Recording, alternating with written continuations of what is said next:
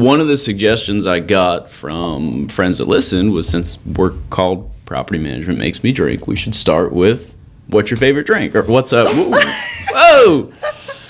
What's a go-to, right? So you have a real bad day at work or a long day at work. Is it a drink? Is it something else? I mean, what? Oh, no, it's definitely a drink. Okay. Yeah. So, well, for starters, there's 10 drinks that just popped in my head. And that's mainly because it depends on what personality was working that day. So I would say right out the gate, vodka and grapefruit juice. But it also could be whiskey and cranberry. Oh, wow. Okay. Do you have a preference on the type of vodka? I'm into Tito's right now. Okay. Specifically a handle. Yeah. That usually gets me through. Yeah, I feel like that's the only way they sell it, because that's the same, Well, I just do it for the sake of, it's a better deal. Not because of the size. No, not because of the size. Buying in bulk. Yeah. Right. Yeah. Okay. But property management does make you drink, though. Seriously, I would say primarily what really kind of, sped that process up or really nurtured the drinking for me was, managing multifamily through the pandemic. I would say that really, really elevated the pour into the glass in the past year to 2 years. Well, yeah, I mean, especially for someone that's been around for a while. I mean, there's a lot of similar scenarios to see over and over again. The pandemic was, I guess, nice for throwing some new stuff at us. So the good things, the good takeaways from that would be primarily, resilience, ability to think outside of the box, to recover. There's not a lot of people that survived in our industry through the pandemic. I noticed on social media platforms just nationally were like, I can't do it anymore, of all different roles. I don't want to do this. I'm out, want to do something different, just because it took you from what you've always known of how to do your job and the redundancy of enforcing the lease and managing staffing and such. And it took you to policing people, skills that you don't possess, people skills and social skills that you don't possess, and that became very challenging.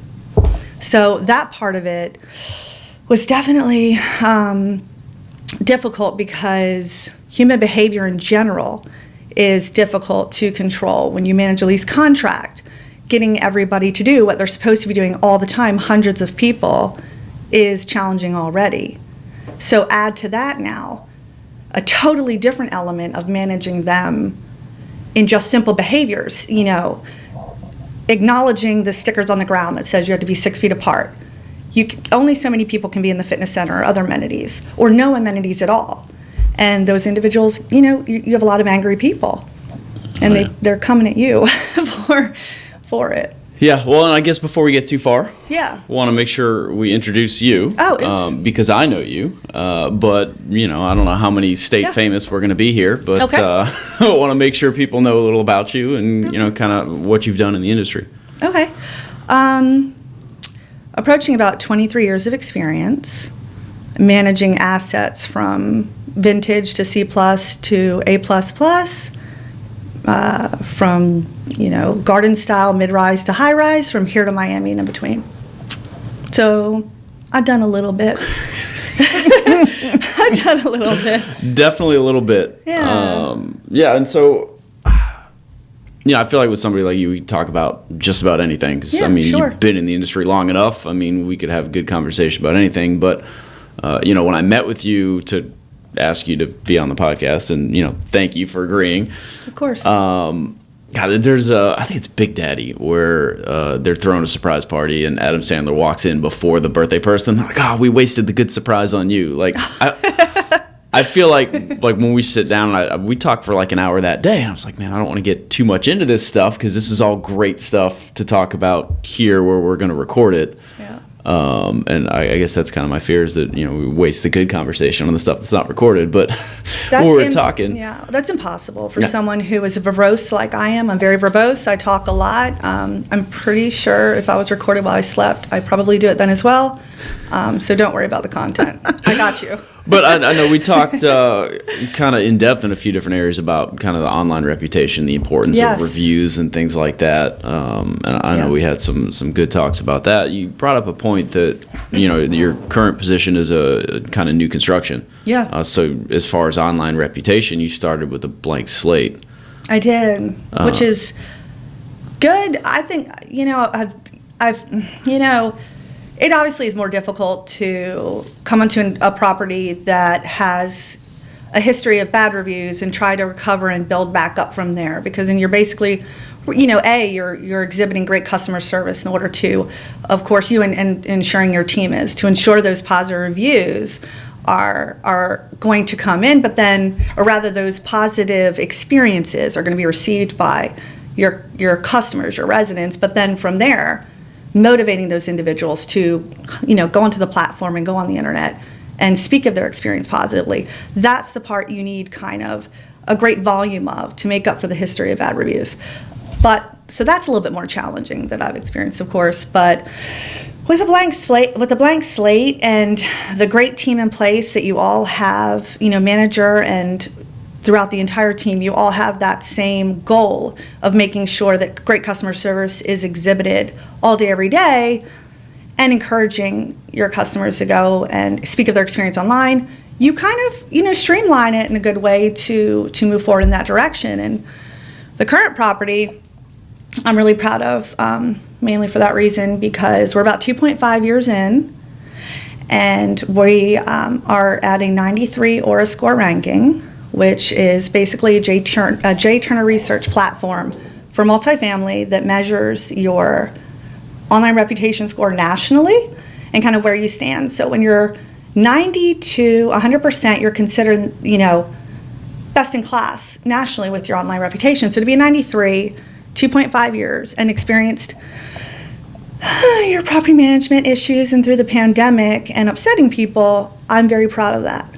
Well, I think the distinction you brought up earlier is important, that the focus is on the positive experiences, not getting reviews, right? If you focus on driving those positive experiences, then the next hurdle is how do we get people to reflect those reviews? And I think a lot of times it's the extremes that people review. Like somebody's in the middle, they're not typically motivated to write a review. It's if you have a really awesome experience, you're like, man, I want to share this. And if you have a really terrible experience, you want to share that. So I think that's it's important is to focus on that, the actual experience, not necessarily the review. Which you should be doing anyway. So really that's your job and your responsibility anyway. So is to, provide great customer service. So, as we know, people are more likely to go online and speak of their bad experiences versus their positive. So you cannot be afraid to ask your customer when they, do provide to you the feedback that they've had a great experience. You can't be afraid to ask, go online and give us a great review. Find a way to say it or ask for it that's comfortable for you, that's natural for you. And on the other side of growing a good, social media reputation and presence that I think is critical is, of course, responding to all of those reviews, acknowledging them, good, bad, or ugly, reporting them if necessary, and flagging them if they're inappropriate or, defaming any individuals on the team or what have you. But responding to them daily and promptly. And one thing that I've learned for me is that, and, again, with property management, like each manager or any, individual on the properties or in charge of the properties can determine what's best for their team or for their site, okay? But for me personally, what's been a best practice for me is I always take on all responsibility of responding to reviews online. I know it's not delegated. That's an item I solely take on. And I think that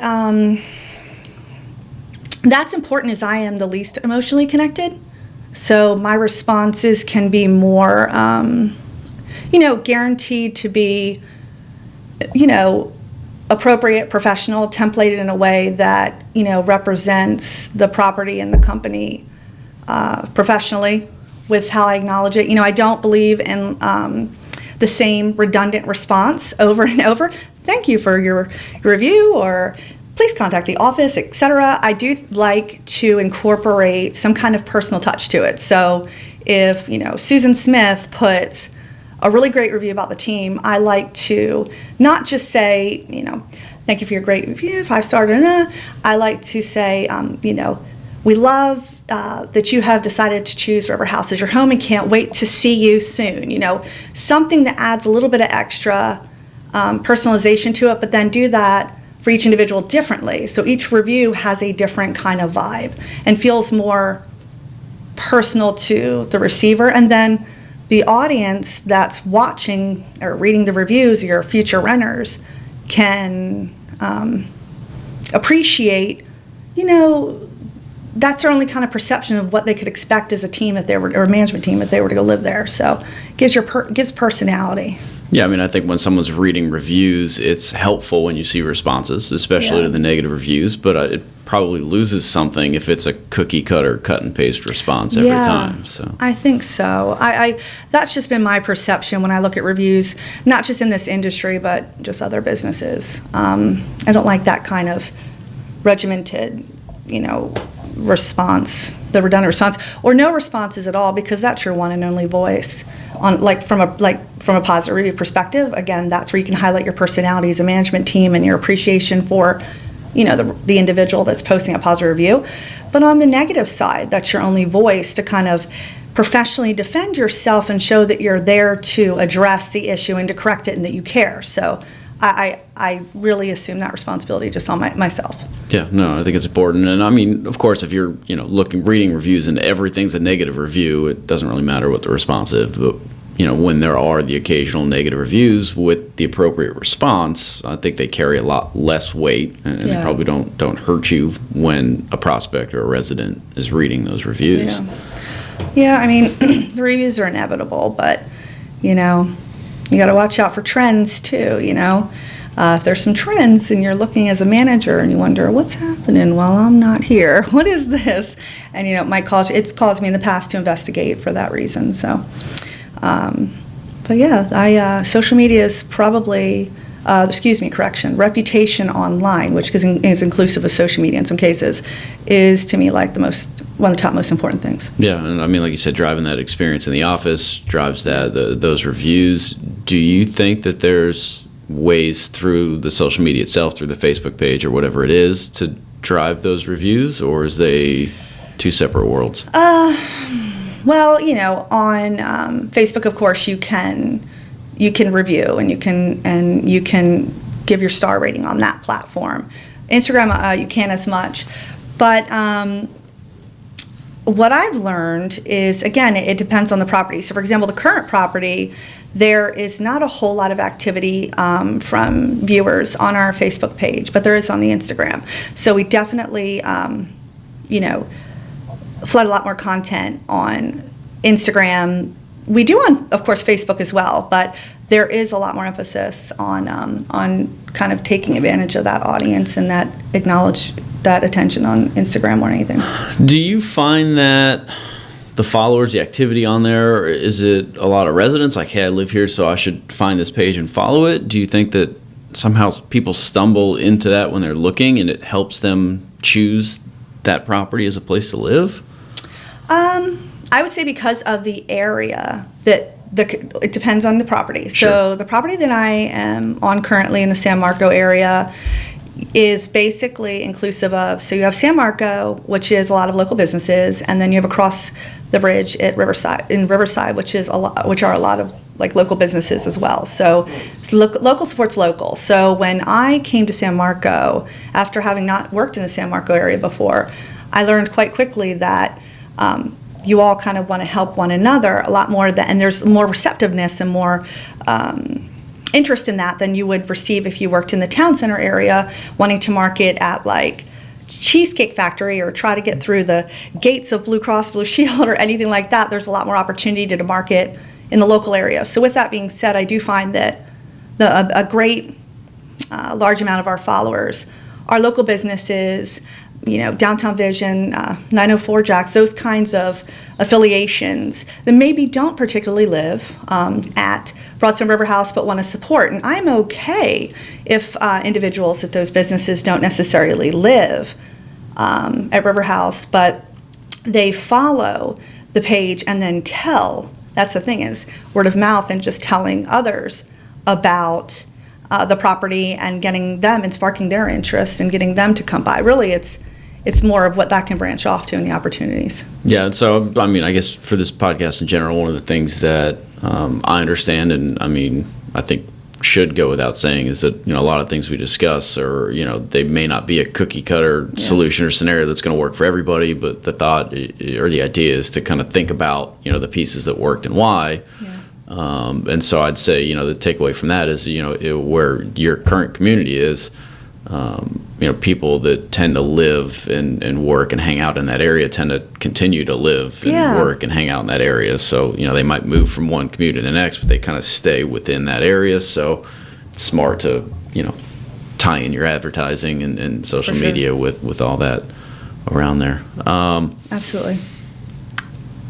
So when you talk about driving the experience to drive the reviews, I think there's probably a few interesting scenarios that come up there, because I'd say you might have a resident you hear nothing from, and for some reason you get a complaint about that resident, and the moment you deliver that notice or tell them about the complaint, suddenly they've got 100 things to complain about, and they're miserable. And I feel like that is the easiest opportunity for a negative review if you don't handle that right. You know, what advice do you have on handling those? Your timing of this question is quite perfect with what happened yesterday. First of all, sometimes first and foremost, you always do everything you can to avoid that individual from harming your online reputation. You do everything you can. And again, you do everything you can from a customer service standpoint, is because, remember, they go hand in hand. So your customer service that you are exhibiting needs to be always excellent. And then, of course, that hopefully then pays off online. But yesterday's experience, I don't know that this individual, I don't know that he's going to post a bad review online, but I don't know that he is he's salvageable in terms of appeasing him. This individual is a high-tempered individual.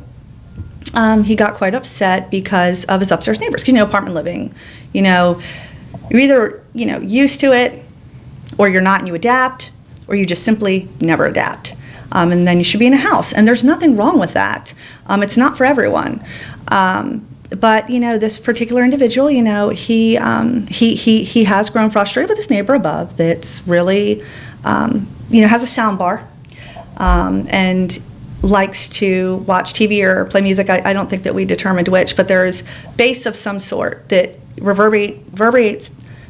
We'll Google that and figure that how to say that later. Yeah. Reverberate. Can we wing that one? Moving forward. Can be heard loudly on a decibel level and a vibration level down into his home late hours of the night. And we're talking 10:30 to 1 a.m. Well, he has expressed his frustration with this, and then you do as you do administratively. You go contact the resident, you inform them of quiet hours and the enforcement of lease contract in terms of these are the quiet hours designated times, be courteous of your neighbor, etc. There's been complaints. We came in for the third time over the past month yesterday. And I guess, it had gone till, 1:30 a.m. and he was very frustrated. So he did not like my answer, which was that, now, there's a process involved. You can't just, you have to go through the motions of the phone call to the resident and the email and the notice and writing and such, but there is a process. There's not just, a straight to the finish line consequence and you have to leave kind of process. But I think a lot of residents think that. They want it immediately to stop. And again, now you're talking about trying to control human behavior. And that's really difficult, but it also kind of is part of the enforcement of the lease. So he did not like my answer, and he chose to handle it by storming through the glass doors of the office and then into the residential hallway, where he flung the door open and it just smacked the wall so loud that it rattled the office, and it startled everyone in our office. And so I just kind of stood there staring at what just happened, because I was like, okay, it's been a little minute since there's been a violent outburst in my office. Give me a second. It's 10 a.m. I'm not there yet. This is 12 o'clock and noon type of behavior that I'm prepared for. It's too early. Coffee's only 25% in my system. Like, whoa, pump the brakes. But then he comes back a minute later, kind of like someone that argues with somebody and they walk away and then they think of something else they want to say. So they're like, and by the way, so he comes back, flips out again, turns around, slams the door into the wall again, shaking the whole lobby area. And so you're going to have those individuals where you have to kind of submit and say, now hold them accountable for the behavior, of course, through the lease contract. But at the same time, you have to say, I'm not going to win this one. Because this individual this is an anger issue. This is an issue that I could even make worse if I engage. So I'm just going to pull back, let him calm, do my job still with the resident that is causing the issues. But, sometimes, that's an example where you can't save some. Where on the other side, to answer your original question, on the other side, yeah, definitely. Like, I love opportunities where, if someone comes to me and they've had a bad experience or upset, I love and appreciate that they're coming to me and giving me the chance to make it right and fix it and listen to me and talk about what happened. And when I do make it right in the end and they are happy and they are satisfied, I feel accomplished. I like that. So I don't get upset when residents complain or get upset or have a bad experience and express it to me. That's what my job is. Like, I have to expect that. That's reality. So then the end game would be them happy walking away. And if that evolved into a positive review in the end, you're talking, I feel extremely accomplished. Yeah, it's a big win. Yeah. I'm a big fan of breaking problems up into several smaller problems. And so, the moment you get that complaint, you've got two residents you're dealing with. You've got the one who's complaining that you need to make, feel like he's getting the results he wants and he understands the process. But you've got the other resident too that if you just sent him a letter and said, hey, turn down your music or you're getting evicted, that's what your lease says. That just went real sideways real fast. Yeah. So, there's a particular way to handle that side of the conversation as well. Yep. And you're right, though. You had mentioned, when you go to that individual, they say, well, since you're calling me, I want to let you know that I hear those above me and da-da-da-da. And then, of course, you're in the middle here between the two, and you're like, well, let's address this. And then now we'll go address what you're experiencing, and now I'll go to your upstairs neighbor, and I'll let them know to calm down. But a lot of the time, that individual that you're calling is like, more so saying, well, I experienced this too, but I don't complain because it's apartment living. They're a little bit more reasonable usually. Yeah, it's funny how it cascades. You get the one complaint and leads to another, and it's, all this going on. But I'd say, this is kind of where the importance of that sense of community and those resident events or just knowing your residents comes in. Because, I'd say there's probably, 80% of your residents that you give you an apartment number, you probably know their name, what they drive, how long they live there, all that stuff. And so when one of those people's involved in one of these scenarios, it helps to have that relationship already. Yeah. It's funny you say that about apartment numbers. I have always been this way. I can't even blame it on being in my 40s or doing this for so long. I've never been able to achieve memorizing both. I cannot remember their names and their apartment numbers. So obviously I choose names instead because I don't have the capacity to be able to do that. And so I'd rather just, say, Jason, great to see you today. And you tell me, XYZ, and I say, I like to hide that I don't know what apartment number you're in, though. I do like to hide that. So I'll say, oh, 1 second. I'm going to go check real quick. And I'll real quick type it in the software. Oh, yeah, 2233. Okay, we'll get that AC checked out for you. But I can't. And, maintenance often refers to, this will happen. This is kind of funny is maintenance often will text me or say to me, the resident in 2263 wants to know what, if they can get, who knows, like a new, their TV mounted or whatever it may be. And I'm like, who is that? I don't know who that is. And so I'll have to go look it up. So maintenance speaks on numbers. But yeah. That's how my head always worked is I could visualize the building and then which door it is. And I'm like, okay, that's the resident that goes there. I don't know your name. And it works out because, I can say hi and be friendly without knowing your name. If you're home, it's probably on the work order, so it works. But I still don't need your name. I mean, you can just still say hi and be maintenance friendly. Gets a free pass for that, I think, totally. But in the office, absolutely not. Like, you cannot have, I think there's been some, I will say it's been very rare, but there have been a few cases in my career where, I meet somebody in the beginning and then you don't see them for several months. You forgot their name. And then each time they come and say, hello, how you doing? You're like, oh, how are you? And then you engage and such. And then they move out in the end and you're like, I don't know who that was. It's funny. So going into the kind of problem solving and the difference between the office and maintenance, I can't even count how many times it happened where a resident would call the office and just lose their mind about whatever it is, and it turns into a work order. And so now it's an emergency because that resident's real mad. Yeah. So then I'd go over and then I'd come back after I fix the work order, and the office, well, how was that? I mean, he was so mad. Like, friendly as all heck. I mean, they weren't mad at all. Well, because, it's just such a different relationship. I think, you guys are the fixers, And so when you come, when they speak to the administrative office and then sometimes, or leasing office, and sometimes if they feel like, especially if I've seen before, if they have put in that work order previously and it wasn't addressed because that individual maybe didn't put in the system or what have you, then they're already frustrated out the gate calling the office like, okay, well, I put this in 2 weeks ago. This still isn't addressed. What's going on? And, that's when I believe the leasing office kind of needs to address and take responsibility so that maintenance, is not held accountable for something that the administrative office shortfell on. But when you guys show up, you're the fixers. So it's like you are the stars. So why would they be upset or mad with you? You're here to make everything better. Have you ever kind of tag team on an upset resident or resident complaint where that, hey, the office, they just perceive you a certain way, but you're happy with maintenance, and so maybe we can, I don't even know what that scenario would be, but it's kind of the mom and dad scenario, right? You're mad at mom, so let's send dad. Yes, but that also applies with kind of different team members. I've had, and I don't want to branch too far off, but it does make me reflect upon how I've had circumstances in my career where I have certain team members that, maintenance and office staff, where residents don't want to work with it. Like, they just do not like that individual. Either it's personality conflict or they just don't feel like they've given them a good experience for whatever reason in the past, but they only want to work with certain individuals. So I definitely accommodate that as much as possible.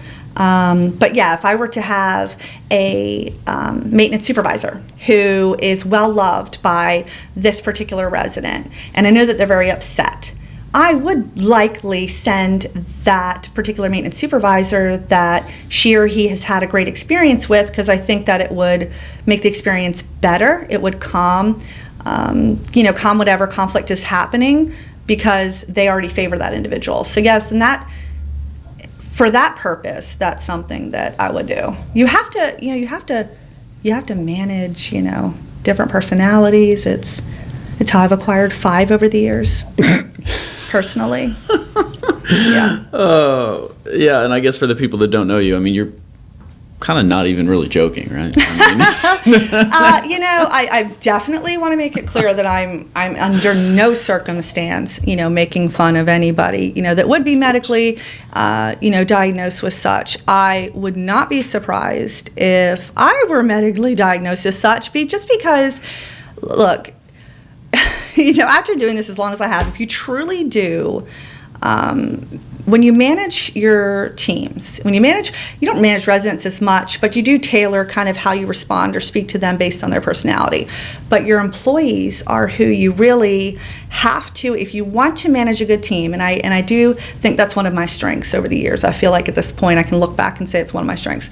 If you want to manage a great team, you have to take in consideration all of their different personalities and adapt to each one of them. So you have to acknowledge that they're different and manage them to their personality.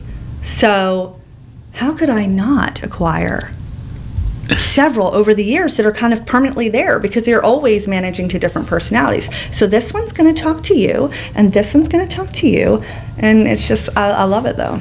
Well, and so I definitely want to get into the team piece, but before we do, I mean, I'm just like having some realizations while we're sitting here. And I mean, in all the years I did maintenance, anytime we had a complaint or an issue, I mean, it was a problem that had to be solved, and that's as deep as it went for me. Let's go. Let's, this is the problem. This is the solution. There's not an emotional piece there, but being on the sales side now, managing a team, I've read all kinds of leadership books and those concepts, and you talk about having different personalities for different residents. That's how I felt for customers, because it's not about going in there and being yourself. It's going in there and, I mean, there's something you're trying to accomplish. And so you got to think from a resident standpoint. You've got a certain problem with a certain resident. It's not about stepping in that room and just being yourself. It's about, here's your problem, there's a solution, and there's probably a good, better, best way to get to that solution. How do you become the person that gets to the best? And I mean, if you miss, still better. Whereas if you just go in and kind of be yourself in every scenario, I mean, in some it'll work, but in some, you end up with that bad solution. Yeah, I mean, some it would work, but rare, just because, anytime you do have a full team, you don't have a uniform of personalities. There's always just such differences between each individual. You'll have one that's more sensitive, more fragile, so that when you're managing that particular individual, you want to, have a certain tone, you want to speak a certain way, you want to choose your words wisely. And I just feel that in general, personally or professionally, however you conduct life, I have always found that if you're putting yourself in someone else's shoes before you move forward and speak or address whatever conflict or just simple communication, but especially conflict, if you put yourself in the other individual's shoes, you will address it better 100% of the time than if you don't take that step. So you can't just be within yourself or thinking about your own emotions or thoughts or feelings or your receiving end of the conflict. You have to think of the other individual's receiving end and then move forward, slow to speak and respectful, of course. But yeah, I have some that are kind of thick and want you to shoot it straight to them, and then I have others that I don't want to make them cry. I don't. So I have to speak differently. And I think that that's a respect thing to me, though. That's building a good team. That's acknowledging the differences and, nurturing the relationships between them and building that respect so that you all work as a good unit. So, I mean, obviously having those diverse experiences on the team, everybody has the skills to do the job, or, I mean, you can coach to that, but those different backgrounds, just those different personality quirks, the right blend of that on a team, gives you a good team. I guess the $1 million question is, I mean, how do you interview? How do you hire for that? I mean,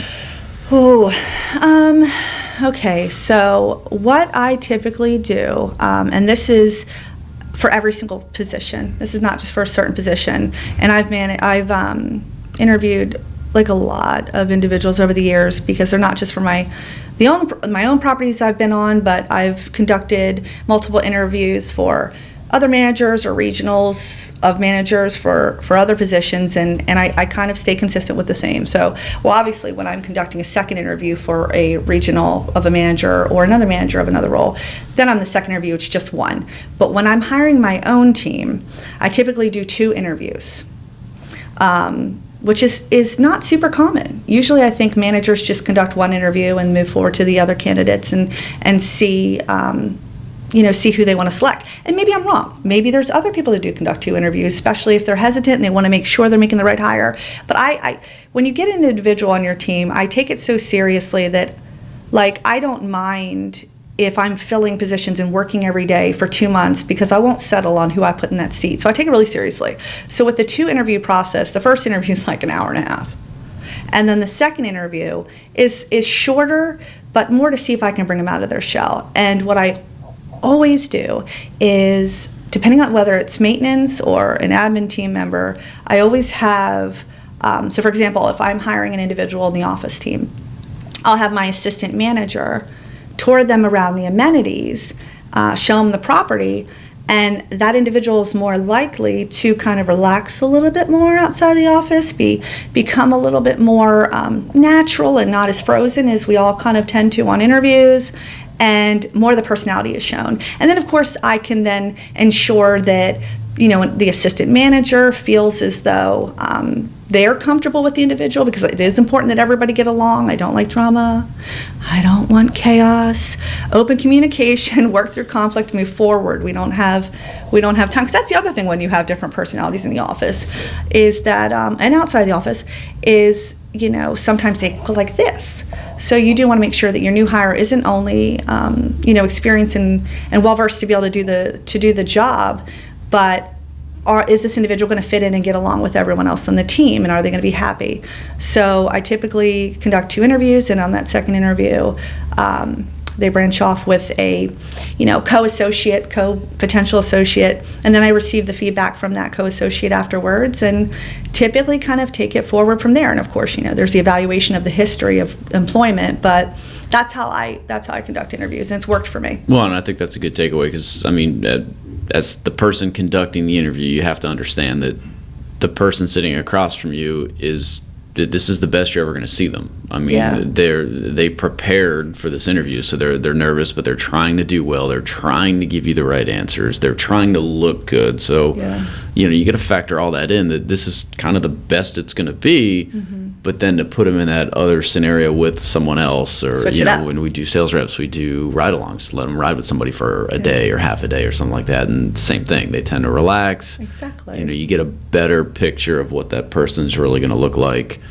And the other thing you said that I think is very important is, it's not about hiring someone tomorrow to fill the hole. It's about hiring the right person, and that takes however long it takes. Yeah. I know, covering an open position or several is not fun. No one wants to do that, but I guarantee it's better than trying to deal with having the wrong person on the team, that conflict, trying to coach that person up, or maybe even out, once they're on the team. Oh, it's difficult. I mean, managing, it depends on, the management company you work for. Some are a little bit more strict through the process of managing an employee out. So that can be difficult. And then again, you're short-staffed again. So you want to try to obviously avoid that. You're actually, that's why you're hurting yourself if you just rush as well, putting the individual in the seat. I've seen that before happen, because then if you're quick to move and you don't make the best decision, you're back in the same position potentially 3 months later. So it's just worth it I just refuse to settle. I refuse to settle. I want to feel like $1 million about who I hired. I want to come to work that next day on their first day and be so excited about them joining the team. So, and confident in my decision, in my gut, and I always am. Yeah, and I think it's fair to say that that person that you're super excited and confident about may not step in and do the job at 100% from day one. Maybe that's someone that it's an entry-level job and you're training them up. They just had the right personality and the right attitude and, things like that. So, I think, especially in this industry, you look at leasing agent, groundskeeper, some maintenance techs. They're entry-level jobs. So, although it's nice to have somebody with, certain industry-related skills, I think personality, drive, work ethic, those kinds of things would give me the same warm and fuzzy. And then, you're able to bring them up to be a contributing member of the team. Yeah, and with maintenance, obviously, I do a little bit different than admin. I have, my service supervisor or technician, whoever I'm hiring for the position, the opposite individual that's currently on the staff, I like them to, walk around with the individual on maintenance and kind of test them and ask them questions like, this is what's going on right here. How would you resolve this? Just to ensure that they do have the skill set and possess the skill set and knowledge that they say in the interview that they have. I learned that many years ago, that needs to be actually challenged and tested, because otherwise you're really in a conundrum if you got an individual that you brought in for maintenance and they show up and they don't know how to do squat. So that's really I feel a bigger problem than if that were to happen in the admin role in the office staff. I have maintenance challenge them, or even in a porter position I've had maintenance just walk around and say to the porter, walk the outline of this whole property and tell me what you see is wrong and what needs to be addressed, and have them go on their own. Like that's a great way to gauge kind of what you can expect from that individual. Yeah, I think that's a whole separate conversation, is that process, maintenance tests and things like that. I feel like that's a whole nother conversation. Yeah. once whether you're new to a property and you're inheriting the team, or it's new construction, you get to build the team. Once you've got that team, in terms of team building, you look at like an annual event. Is it like a daily thing in the office? So something in between. I mean, how do we keep everybody happy with each other and kind of keep that team mindset going? Well, it's a very energetic team that I usually run. I tend to hire interesting character personalities. So we have fun. So I think that I don't like to have a stiff work environment. So what my team usually understands is that when the customer's in front of you, any customer's in front of you, resident, future prospect, doesn't matter. When they're there, you are on your A game. You are perfect. You are professional. You are golden. When they walk out the door, hang from the ceiling if you want to. But you can't have fun unless you get that work done. So it truly is a balance between working, having fun. But I do like to kind of have fun as much as possible with the team, and tease them and be jokeful and make sure just everybody's happy and enjoying what they're doing. I think more than not as much as celebrating each day and having fun in the workplace, I think it's critical to make sure that everybody is happy. So having that that open communication and just making sure that I check in with each team member and ask them, how are you doing? Do you need anything? Are you happy?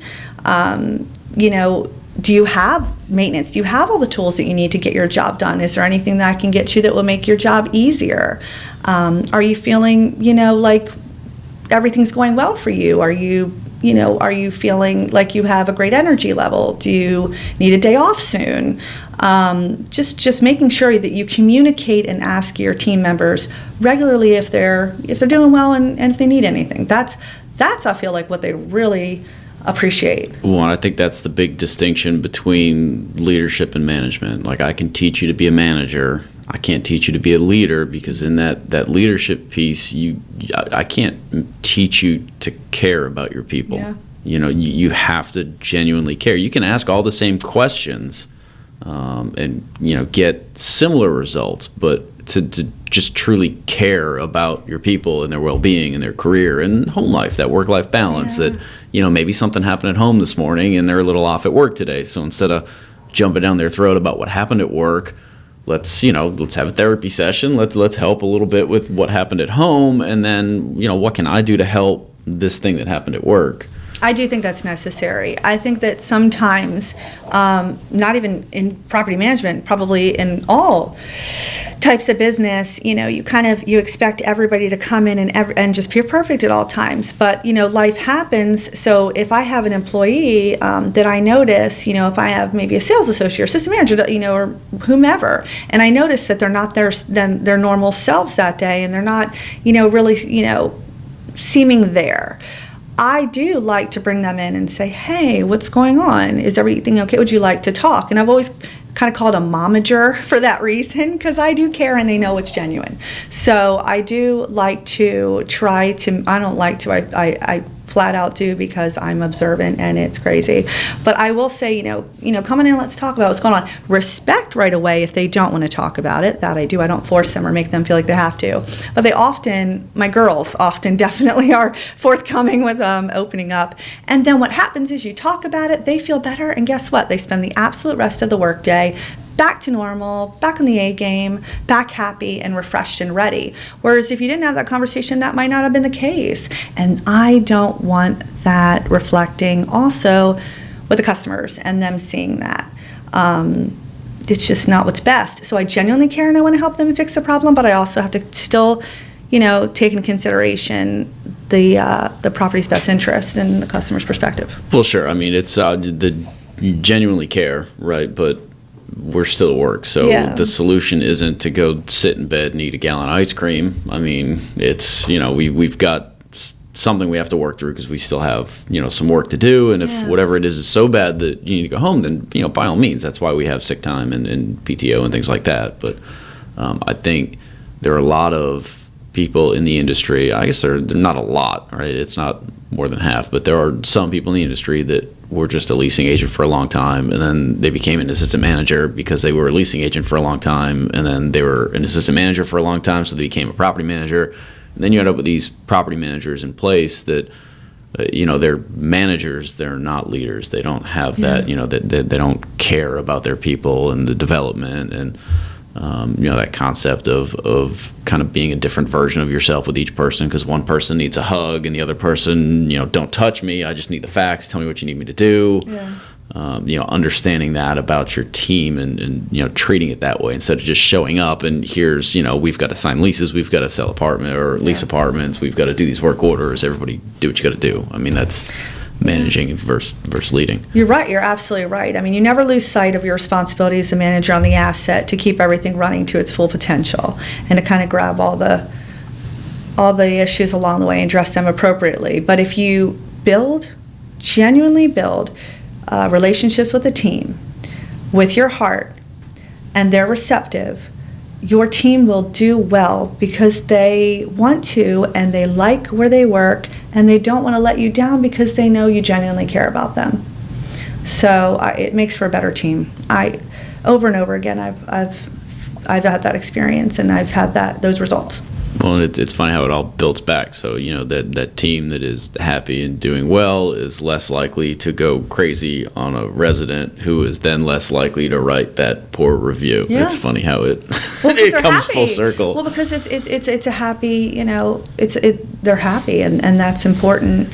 That's a critical element for exhibiting excellent customer service is when you're genuinely happy walking those halls or in front of that individual. And of course, buying them treats. I mean, I'm not gonna lie. I buy them coffee, I buy them cookies, I buy them treats, for sure. Just because, why not?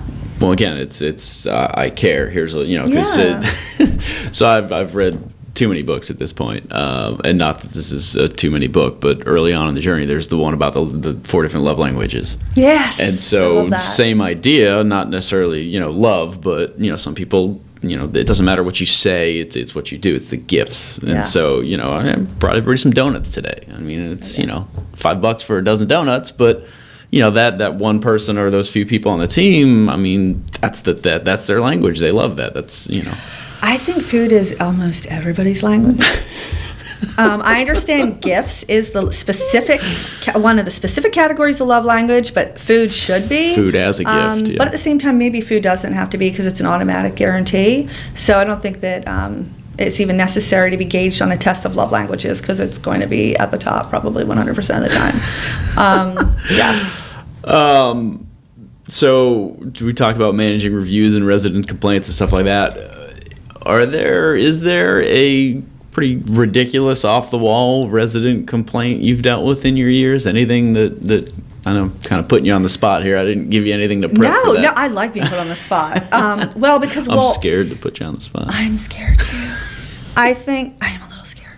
I think that filter, Kim, filter. The only thing about putting me on the spot is like you literally, again, you just flooded my head because of the 23 years with all kinds of reviews. I will say this wasn't just like so outlandish, but it was unfair. I had a review because the asset that I'm on, the property that I'm on is one of the most stunning in Jacksonville. It's riverfront, it's luxurious, it's very beautiful, and the amenities are extravagant. So, social club rooms specifically. So I often have individuals who would like to conduct photo shoots in my social club room, and of course, then right outside where the river is. So you can't do that if you're not a resident. So about a little over a year ago, so we're still kind of also, by the way, acknowledging and respecting the measures of COVID and practicing those safety measures. The individuals came in to my office. There were three ladies, and they wanted to conduct a photo shoot in the social club room. So at this time, we were still kind of being careful with how we manage how many individuals are in the club room at that time and such. But despite that, it's for residents only. So we can't have just, we like to, take pride and advertise the fact that we are a controlled access building and these amenities are specific for the residents' use. It's not like your traditional, necessarily different style community that some are. We are pretty locked down. So when they came in, I kindly let them know that, we cannot conduct a photo shoot in our amenity area, but if you are looking for a home, I'll take you on a tour. Like, that's kind of like what the relationship extends to at this point, what this dynamic is going to be. But I was very professional, I was really kind. But sometimes it doesn't matter how professional or kind you can be.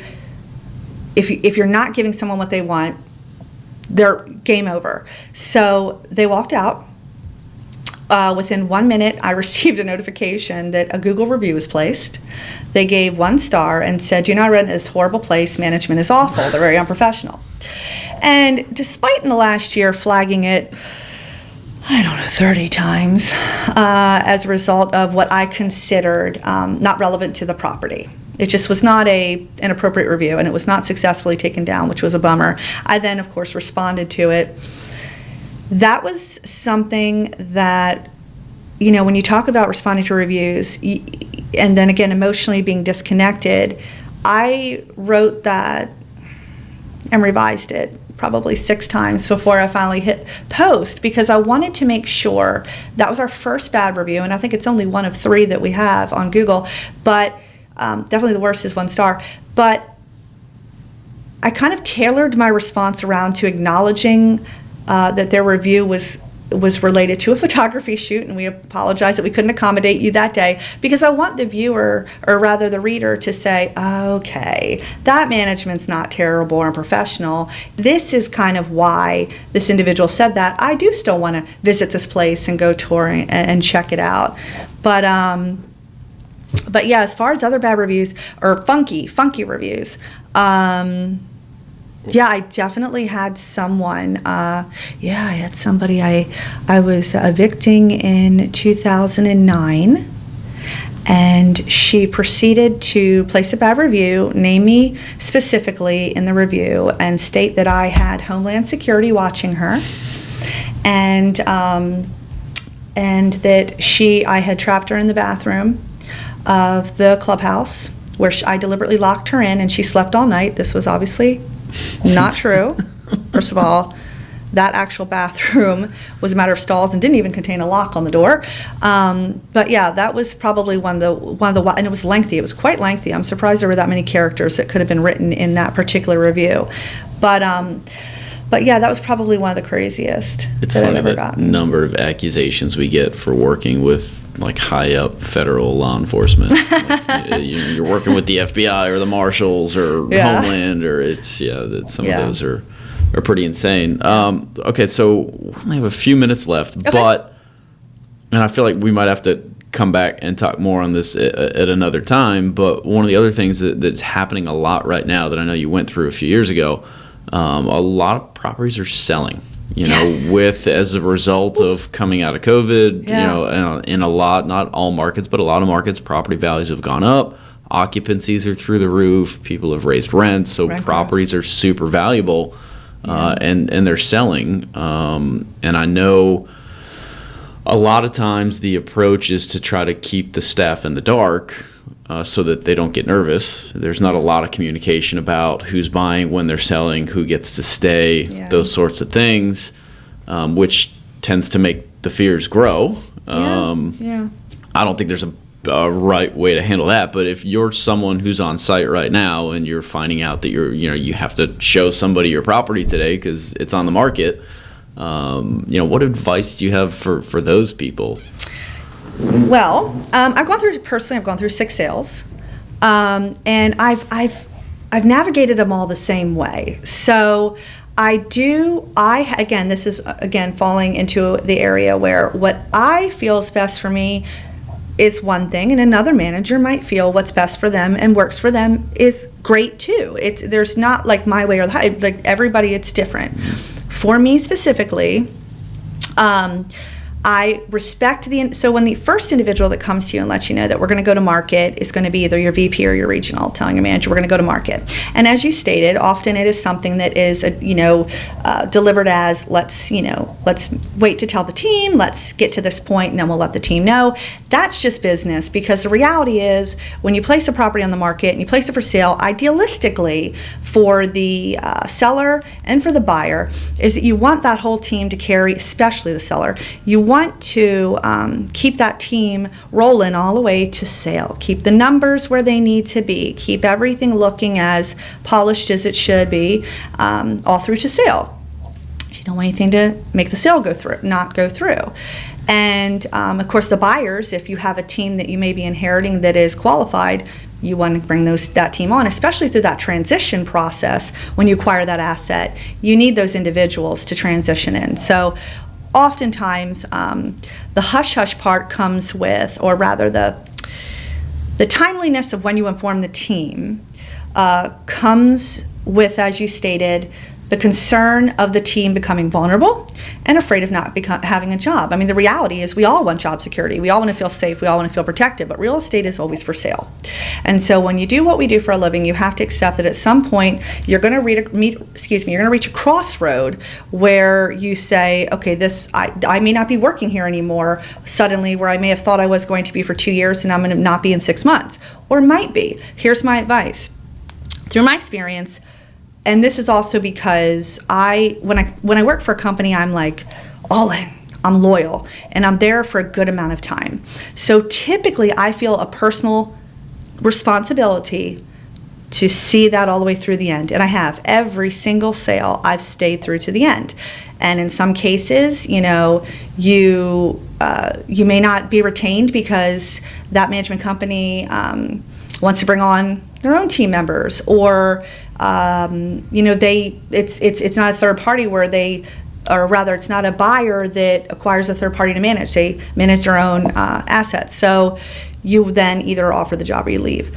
But I like to encourage my teams to stay along the way, because there is a window of opportunity to consider that you may come out, where you're concerned that you may not have a job, but at the end of on the other side, you may come out with a better opportunity. A better opportunity could be revealed where this management company is coming in and they'd like to retain you and they'd like to keep you, and you may end up going with that company and loving it and being with them for years to come, or even getting promoted within that company. So you really need to not have that knee-jerk reaction and think, I'm leaving, I want to go for a job, I got to go, I'm not going to have a job. I don't think it should be a knee-jerk reaction response. I think you need to wait, pay attention, go through the motions, have a backup plan. Then you go through the interview process, and I typically through the interview you at least go to the interview process where the new company comes in. Then from there decide, okay, through this interview, if this is presented to me, would I be interested in going forward? If not, then I'm going to go ahead and start putting out my resume, if you're not being retained by your seller, to go to another asset or in a different floating role. Then you need to say, okay, come the interview time, I don't know if this is going to work out. Then start putting out your resume and seeking other jobs, because then idealistically, at the interview point through to close, you'll either be retained by them or decide, not to go with them and go to a different company. So my advice is, don't react when your property goes for sale. Don't panic. Don't have that knee-jerk reaction where you think you're not going to have a job and run. Slowly stay through, think through the process, try to take that property to the finish line, and kind of evaluate as you're getting closer to that close date, which direction you want to go to at that point through any opportunities that are presented or that you seek out. So I think in business in general, no one's ever going to fault you for doing what's best for your family. So if another opportunity comes up, or maybe the buyer and the seller give you competing offers to stay with the property or stay with the previous company, in any of those scenarios, no one's going to fault you for doing what's best for your family. Right. I would say I'm a big believer in doing what's right because it's right. And I think that throughout the day at work, throughout your career, just continue to do your job because that's right, do your best at it. And that when this sales scenario comes up, just because the property is for sale doesn't mean it's time to go look. I've been through the first property I worked at went through one of these sales scenarios. If you're somebody who's kind of lived by that and done your job well, up to it, then, maybe there's a stay bonus. Maybe you get to stay with that company. Maybe you're the new company that comes in gives you an offer. But you've done everything you could reasonably do up to that point already to make sure that you're the person that they would want to keep, or, whatever that scenario is. Now, we can't control other people. Other people make bad decisions sometimes. So maybe the new people come in and they don't want to keep you and they want somebody else. And you know what? I'm sorry you're making a terrible decision. But at the same time, I've done the right things for me and for my career. I don't think I'm going to have a tough time finding a similar job somewhere else. And maybe that similar job is a step up anyways.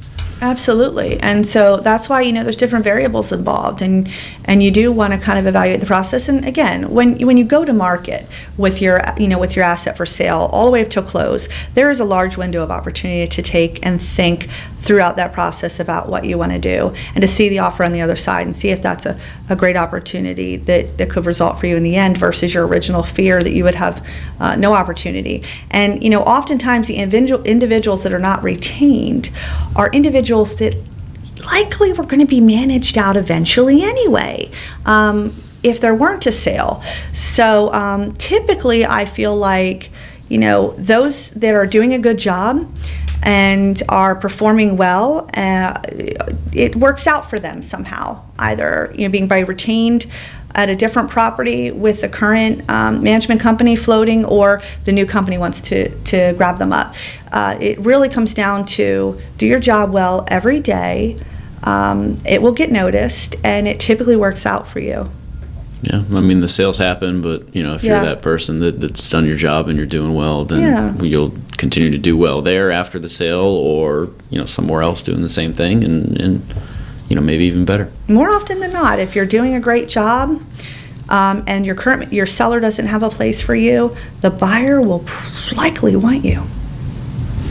Well, awesome. Look, I feel like we could go for another hour, but I want to be respectful of your time. I certainly appreciate you coming out and having some conversation with me. Maybe this is something we can do again in the future with some different topics. Yeah, I appreciate you inviting me. Awesome. Well, thank you. You're welcome.